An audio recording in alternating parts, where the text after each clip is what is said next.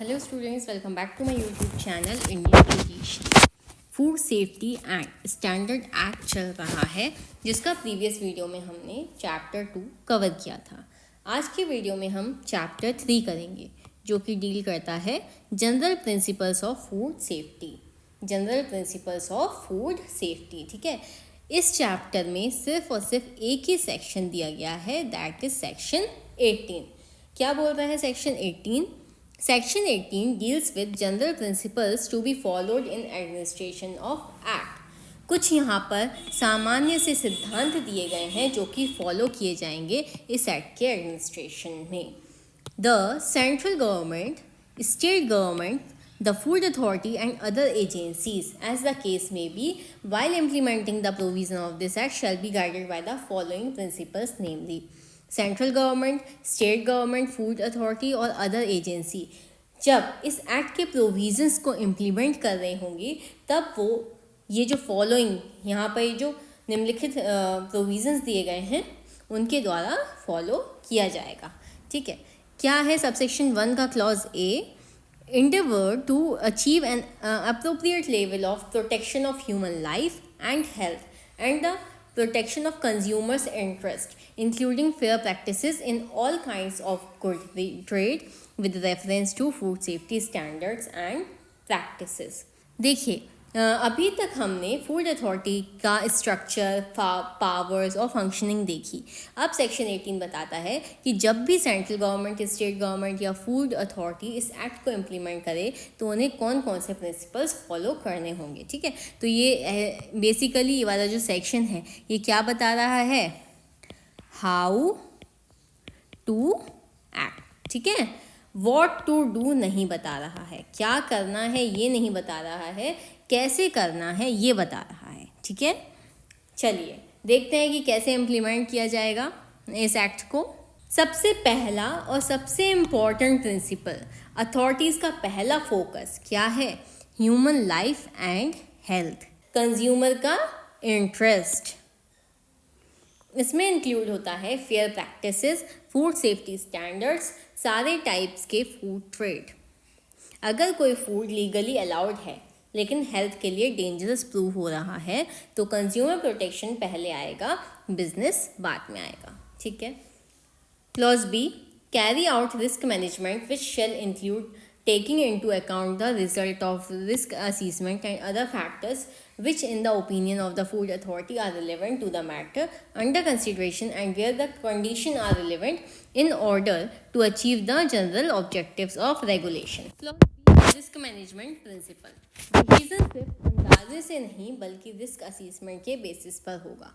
किसके बेसिस पर होगा? रिस्क असेसमेंट के रिस्क असेसमेंट के बेसिस पर होगा। इसमें कंसीडर किया जाता है scientific studies, risk assessment reports, relevant conditions. इसका ऑब्जेक्टिव क्या है? रेगुलेशन का मेन ऑब्जेक्टिव अचीव करना। अगर कोई कलर फूड में यूज़ हो रहा है तो उसका रिस्क लेवल, क्वांटिटी और लॉन्ग टर्म इम्पैक्ट असीज करके ही अलाउ या फिर बैन होगा। ठीक है, क्लॉज सी क्या बोल रहा है? Where in any scientific circumstances on the basis of assessment of available information the possibility of harmful effects on health is identified but scientific uncertainty persists, provisional risk management measures necessary to ensure appropriate level of health protection may be adopted pending further scientific information for a more comprehensive risk assessment। Clause C क्या बोल रहा है? बहुत ही important है clause सी। देखिए, कब?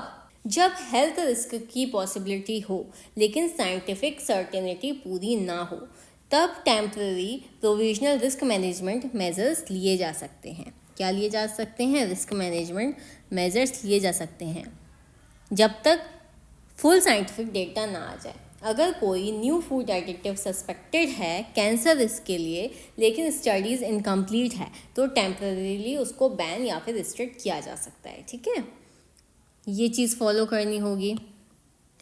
The measures adopted on the basis of clause C shall be proportionate and no more restrictive of trade than is required to achieve appropriate level of health protection regard being had to technical and economic feasibility and other factors regarded as reasonable and proper in the matter under consideration. देखिए clause D क्या बोल रहा है कि clause C के अंतर्गत जो measures लिए गए वो प्रपोर्शनेट होने चाहिए, ट्रेड को अननेसेसरीली रिस्ट्रिक्ट नहीं करने चाहिए। अथॉरिटीज़ को ध्यान रखना होगा, क्या क्या ध्यान रखना होगा, टेक्निकल फीसिबिलिटी, इकोनॉमिक फीसिबिलिटी और रीजनेबलनेस। सिंपल सी लैंग्वेज में समझें अगर तो ज़रूरत से ज़्यादा सख्ती नहीं, यानी कि ज़रूरत से ज़्यादा कठोर नहीं करना है, लेकिन हेल्थ कॉम्प्रोमाइज़ भी नहीं करनी है, ठीक है। क्लॉज ई क्या बोल रहा है, the measures adopted shall be reviewed with in a reasonable period of time depending on the nature of the risk to life or health being identified and the type of scientific information needed to clarify the scientific uncertainty and to conduct a more comprehensive risk assessment। देखिए risk असीसमेंट, risk management, ये सारी चीज़ें already section 3 में मैं बहुत detail में पढ़ा चुकी हूँ। जिन्होंने नहीं देखा है वो जाके लेक्चर देख सकते हैं। प्रोविजनल मेजर्स परमानेंट नहीं होते, उन्हें रीजनेबल टाइम के अंतर्गत रिव्यू करना होगा, डिपेंड करेगा रिस्क की सीरियसनेस न्यू साइंटिफिक इन्फॉर्मेशन मिलने पर। अगर टेम्पररी बैन लगाया गया था तो न्यू रिसर्च आने पर उस बैन को कंटिन्यू या विड्रॉ किया जा सकता है, ठीक है, क्लियर है। अब देखिए क्लॉज एफ में क्या है, in cases where there are reasonable grounds to suspect that a food may present a risk for human health, then depending on the nature, seriousness and extent of that risk, the Food Authority and the Commissioner of Food Safety shall take appropriate steps to inform the general public of the nature of the risk to health, identifying to the fullest extent possible the food or type of food, the risk that it may present, and the measures which are taken or about to be taken to prevent, reduce or eliminate that risk। जब food से health risk का reasonable suspicion हो, food authority और commissioner of food safety public को proper information देंगे, बताएंगे risk क्या है, कौन सा फूड है, कौन से स्टेप्स लिए जा रहे हैं, रिस्क को कैसे अवॉइड करना है। फॉर एग्जांपल मिल्क कॉन्टेमिनेशन के केस में सिर्फ सीजर नहीं पब्लिक एडवाइजरी भी दी जाती है। क्लॉज जी क्या बोल रहा है अब, where any food which fails to comply with food safety requirements is part of a batch, lot or consignment of food of the same class or description, it shall be presumed until the contrary is proved that all of the food in that batch, lot or consignment fails to comply with those requirements। देखिए clause D बहुत ही important बात कर रहा है, बहुत ही scoring clause है ये आपका। अगर बैच का एक आइटम अनसेफ है, ठीक है, तो पूरा बैच अनसेफ माना जाएगा जब तक ऑपोजिट प्रूव ना हो। अगर एक पैकेट, मान लीजिए, देखिए जब भी कभी हम किसी शॉप से सामान लेते हैं या कहीं भी मार्ट से लेते हैं, मान लीजिए ये देखिए पूरे के पूरे बॉक्सेस आते हैं, इसमें रखे गए हैं, ठीक है, फूड के प्रोडक्ट्स, ठीक है। अगर इनमें से ये वाला जो है, ठीक है, ये वाला अनसेफ है, ये वाला प्रोडक्ट, तो माना जाएगा कि ये जो पूरा के पूरा ही बॉक्स जो है अनसेफ माना जाएगा जब तक कि प्रूव ना हो जाए कि सिर्फ और सिर्फ इसमें खराबी है, ठीक है। अगर एक पैकेट कॉन्टेमिनेटेड मिला तो पूरा लॉट सीज हो सकता है, ये कह रहा है क्लॉज जी। अब आ जाइए सबसेक्शन 2 पे। The food authority shall while framing regulation और specifying standards under this act take into account. देखिए जब फूड अथॉरिटी रूल्स रेगुलेशन या स्टैंडर्ड बनाए तब क्या क्या चीज़ें ध्यान में रखनी है। Prevalent practices and conditions in the country including agricultural practices and handling, storage and transport conditions, ठीक है। इंडियन कंडीशंस क्या है, agricultural practices, storage and transport condition ध्यान में रखनी है। और इंटरनेशनल स्टैंडर्ड क्या है, international standard and practices with international standards practices exist or are in the process of being formulated, सिर्फ तब तक जब वो इंडिया के लिए सूटेबल हो। Blind copy paste of international standards is not allowed. ये नहीं कि कोई स्टैंडर्ड इंटरनेशनल कंट्री से कोई प्रोडक्ट आया और उसको बिना देखे ही इंडिया में जो है डिस्ट्रीब्यूशन के लिए भेज दिया, नहीं, इंडिया के स्टैंडर्ड से वो मैच करना चाहिए। Unless it is of opinion that taking into account of such prevalence, practices and conditions or international standards or practices or any particular part thereof would not be an effective or appropriate means for securing the objectives of such regulation, or where there is a scientific justification, or where they would result in a different level of protection from the one determined as appropriate in the country। तो देखिए, section 18 subsection 2 बताता है कि जब food authority regulation बनाती है या फिर फूड अथॉरिटी रेगुलेशन बनाती है या फूड स्टैंडर्ड फिक्स करती है तो वो मनमानी नहीं कर सकती। लॉ बोलता है कि उन्हें कुछ इंपॉर्टेंट फैक्टर्स को ध्यान में रखना ही पड़ेगा। क्लॉज ए उन्हीं फैक्टर्स में सबसे पहला और सबसे इम्पॉर्टेंट फैक्टर बताता है, टेक इनटू अकाउंट। इसका मतलब है इग्नोर नहीं कर सकते, सोच समझ के कंसीडर करना कंपलसरी है। इंडियन कंडीशंस को ध्यान में रखना, ठीक है। इसका सब क्लॉज 1 जो है वो बोलता है फूड अथॉरिटी को रेगुलेशन बनाते वक्त ये देखना होगा कि इंडिया में फूड का काम कैसे होता है, जैसे फार्मिंग का तरीका कैसा है, फूड को कैसे हैंडल किया जाता है, स्टोरेज फैसिलिटीज़ कैसी हैं, ट्रांसपोर्ट का सिस्टम कैसा है। इंडिया में फूड का प्रोडक्शन, स्टोरेज और ट्रांसपोर्ट यूरोप या अमेरिका जैसा नहीं है, इसलिए FSSAI ब्लाइंडली फॉरेन स्टैंडर्ड को कॉपी नहीं कर सकती। उन्हें देखना पड़ेगा कि हमारे देश की ग्राउंड रियलिटी क्या है। फॉर एग्जांपल, जैसे रेफ्रिजरेटेड ट्रांसपोर्ट हर जगह अवेलेबल नहीं है, तो ऐसा स्टैंडर्ड बनाना जो सिर्फ रेफ्रिजरेटेड सप्लाई चेन पे काम करे वो प्रैक्टिकल नहीं होगा। सेकेंड क्लॉज क्या बोल रहा है, अगर इंटरनेशनल स्टैंडर्ड्स जैसे कि कोडेक्स एक्सेट्रा ऑलरेडी एग्जिस्ट करते हैं या बैन रहे हैं तो फूड अथॉरिटी उन्हें भी देखेगी। बट यहाँ सबसे इंपॉर्टेंट वर्ड है अनलेस। कौन सा है? अनलेस। लॉ क्या बोलता है, इंटरनेशनल स्टैंडर्ड्स तभी फॉलो होंगे जब तक फूड अथॉरिटी को ये ना लगे कि वो इंडियन कंडीशंस के लिए इफेक्टिव नहीं है, वो ऑब्जेक्टिव्स अचीव करने का सही तरीका नहीं है, या उन्हें अप्लाई करने से इंडिया में प्रोटेक्शन का लेवल अलग हो जाएगा। इसका मतलब है कि इंटरनेशनल स्टैंडर्ड्स इंपॉर्टेंट हैं, लेकिन इंडिया का इंटरेस्ट सबसे पहले आएगा। Clause B, determine food standards on the basis of risk analysis except where it is of opinion that such analysis is not appropriate to the circumstances or the nature of the case। अब यहाँ law बोल रहा है कि food standards emotional या फिर political pressure पर नहीं बनेंगे बल्कि रिस्क एनालिसिस पर बनेंगे। रिस्क एनालिसिस का क्या मतलब है? रिस्क एनालिसिस का मतलब होता है फूड से कितना रिस्क है, किस लेवल तक सेफ है, किस सिचुएशन में डेंजर ज़्यादा है। फूड अथॉरिटी जब स्टैंडर्ड्स बनाए तो साइंटिफिक रिस्क एनालिसिस करे, लेकिन अगर सिचुएशन ऐसी हो जहां रिस्क एनालिसिस अप्रोप्रिएट ना हो या केस की नेचर अलग हो तो रिजिड रूल फॉलो करना ज़रूरी है। जैसे कोई नया डिसीज़ या कॉन्टामिनेशन सडनली आ जाए और उस पर फुल साइंटिफिक डेटा अवेलेबल ना हो तो अथॉरिटी वेट नहीं करेगी कि पहले पूरा एनालिसिस आए। नॉर्मल सिचुएशंस में रिस्क एनालिसिस मैंडेटरी है, लेकिन इमरजेंसी सिचुएशन में फ्लैक्सिबिलिटी दी गई है। क्लॉज सी क्या बोल रहा है? Undertake risk assessment based on the available scientific evidence and in an independent, objective and transparent manner. Clause C एक बहुत इंपॉर्टेंट सेफगार्ड है ताकि डिसीजन फेयर और अनबायस्ड रहे। 3 शब्द समझो। कौन कौन से 3 शब्द यहाँ पर दिए गए हैं? इंडिपेंडेंट, ऑब्जेक्टिव और ट्रांसपेरेंट। इंडिपेंडेंट मतलब डिसीजन लेने वाला किसी प्रेशर में ना हो, इंडस्ट्री, गवर्नमेंट या पॉलिटिकल इन्फ्लुएंसर से फ्री हो। ऑब्जेक्टिव में फैक्ट्स और डेटा के बेसिस पर डिसीजन, पर्सनल ओपिनियन या फेवरेटिज्म नहीं।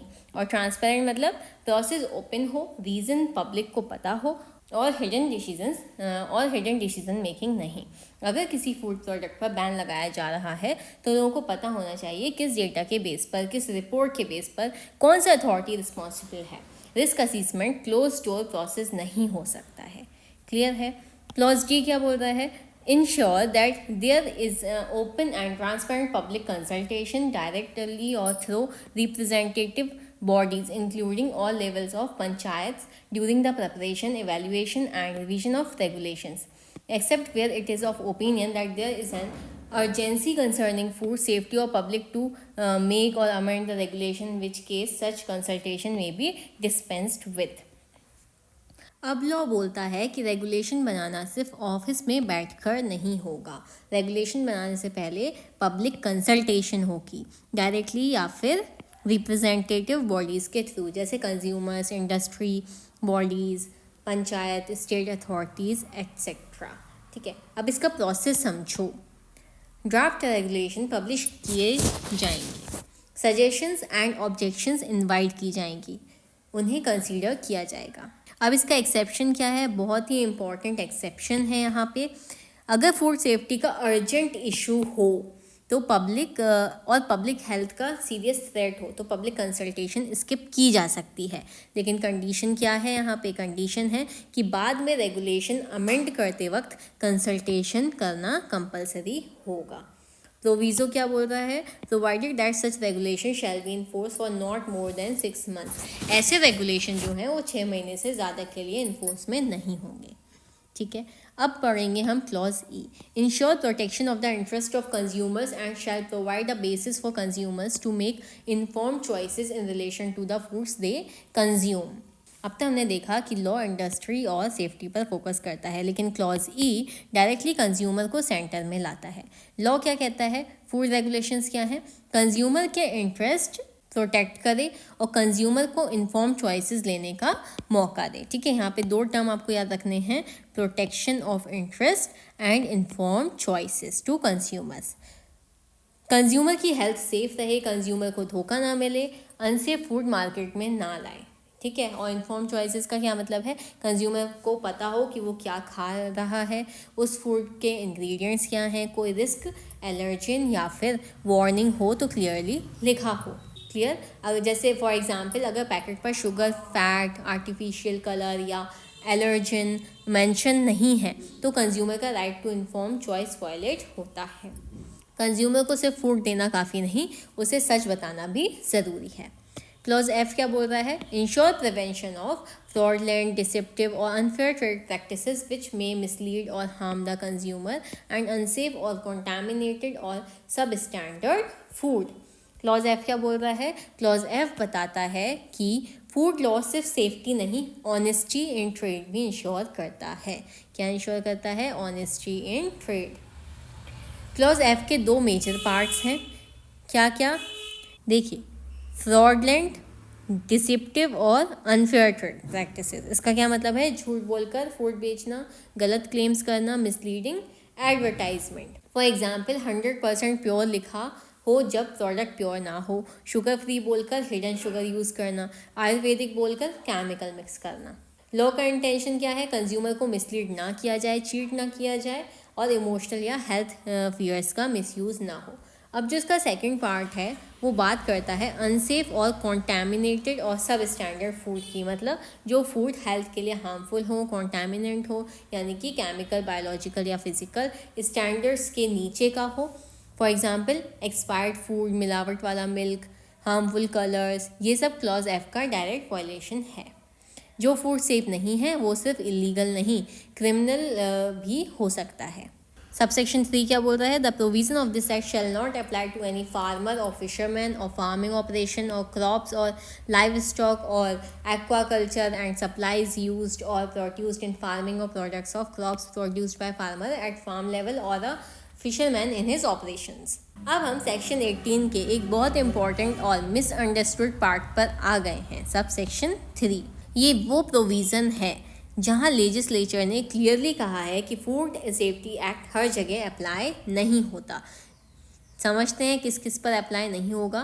तो सेक्शन 18 का सबसेक्शन 3 बोलता है कि इस एक्ट के प्रोविजंस अप्लाई नहीं होंगे किस किस पर, फार्मर पे या फिशरमैन पर या फार्मिंग ऑपरेशंस पर या फिर क्रॉप्स, लाइव स्टॉक, एक्वाकल्चर, इन सब पर अप्लाई नहीं होंगे जब तक ये सब फार्म लेवल पे हो रहा है। कौन से लेवल पे हो रहा है, eight farm level.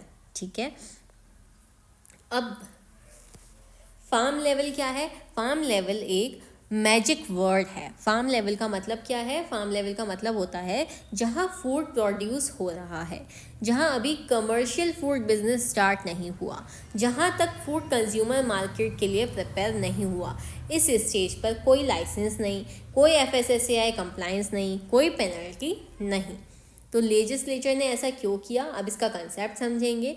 Food safety act का ऑब्जेक्टिव फार्मर को रेगुलेट करना नहीं बल्कि कंज्यूमर को प्रोटेक्ट करना है। क्या है इसका मेन ऑब्जेक्टिव? कंज्यूमर को प्रोटेक्ट करना, ठीक है। अगर फार्मर को भी सेम स्ट्रिक्ट रूल्स में डाल देते तो फार्मिंग इम्पॉसिबल हो जाती, कॉस्ट बढ़ जाती, फूड सप्लाई रुक जाती। इसलिए लॉ बोलता है जब तक फूड खेत में है एक्ट दूर रहेगा। तो अब हम समझेंगे कि एक्ट कब अप्लाई होता है। जैसे ही फूड प्रोसेसिंग के लिए गया, जैसे ही फूड प्रोसेसिंग के लिए गया, पैकिंग हुई, ठीक है, अब उसकी पैकिंग हुई, स्टोरेज हुई फॉर सेल, ट्रांसपोर्ट हुआ, मार्केट में आ गया वो फूड, ठीक है, तब एफएसएस एक्ट तुरंत एक्टिव हो जाता है। फॉर एग्जाम्पल, किसान के खेत में टमाटर उग रहे हैं, एक्ट अप्लाई नहीं होगा। वही टमाटर सॉस फैक्ट्री में गया, अप्लाई हो जाएगा ये एक्ट। मछली जब तक तालाब में है तब तक एक्ट अप्लाई नहीं होगा। मछली कोल्ड स्टोरेज में आई, एक्ट अप्लाई हो गया। दूध गाय से निकला, एक्ट अप्लाई नहीं। दूध डेयरी प्लांट में गया, एक्ट अप्लाई हो गया, ठीक है। तो आई होप आप लोगों को चैप्टर 3 अच्छे से क्लियर हो गया होगा। मिलते हैं नेक्स्ट वीडियो में नए चैप्टर के साथ। वीडियो पसंद आई हो तो please do like share subscribe. Thank you for watching.